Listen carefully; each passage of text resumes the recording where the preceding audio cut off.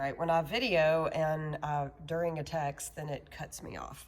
So I'll just start again. I'm gonna go in, around, all the way around. You can do this at a walk or a trot. Right here, you want to counter arc or do a front end only side pass, or lateral movement. I mean, it's not a side pass, but just the front legs cross each other. Then I pick up this circle, it's very open. And then a side pass, lateral movement, front end only to the left and around. And I'll do this a few times. So I'm gonna go around, lateral movement, front end only to the right. This turn, lateral movement, front end only left. This turn, lateral movement to the right, front end only. This turn. And lateral movement, front end only to the left, and engage this turn, and then just take them straight to their barrel. Don't take them too far and then throw them over, because you're gonna point your horse in that angle. Also, you're gonna lose the hindquarters, and you'll actually encourage them to leave too early. So you come around, and when you come around this barrel, you just go straight to your next spot. Wait till you get past it, turn around it, go all the way around, counter arc slightly to the left, lateral movement, front end only, make you a circle, counter arc to the right, front end only, lateral movement, go around, and you just do that a few times. And then again, when you get back here, you leave and you go straight to your next spot. And then I go around, all the way around. I get here, lateral movement to the left, front end only. Around, lateral movement to the right, front end only. Around, lateral movement to the left, front end only. Around, and then I go home. Where's home? There it is. So what you're essentially doing is you're taking the anticipation of the exit of the turn out of the equation. I dropped my cap. There's blankets all over the ground. I'm messy. This barn's a freaking wreck. Got dogs all over it and blankets on the ground. Anyway, so you're essentially taking out that anticipation, and without, like in this little diagram here where you overturn it and then go, because then the horse is like, what are we doing now? It kind of makes it worse. That's the only time I deviate from the pattern. It's very rare that I use this exercise.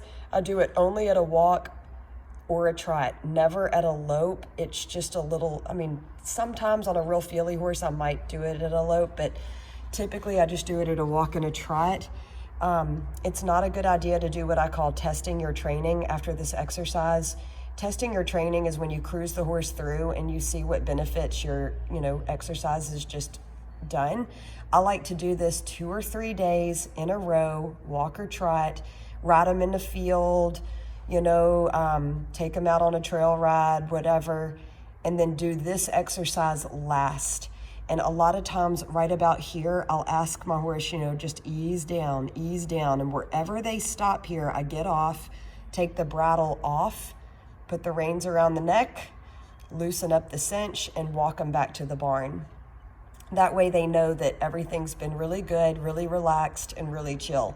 The first time you do this exercise, there's probably gonna be some, mental interference with the horse, anxiety, things like that. That's why we wanna do it at a walk for maybe a day, and then a trot. I'll only do this about 3 times a session. So, I've already ridden my horse around the arena, or I've ridden it out in the pasture or on a trail, like a short trail ride.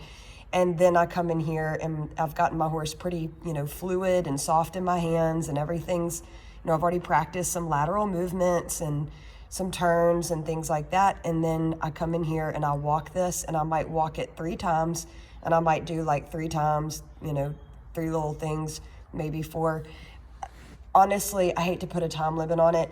I will stop doing this when I stop feeling the anticipation. When I get here, if my horse is quickening up their feet and getting anxious, we go again. If they start to trot out of anxiety, I'll let them trot, even if it's messy, and then bring them down to a more controlled trot.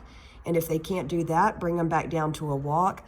And anytime they get in a hot spot where they start getting antsy, we do it again. As soon as they relax, we can go.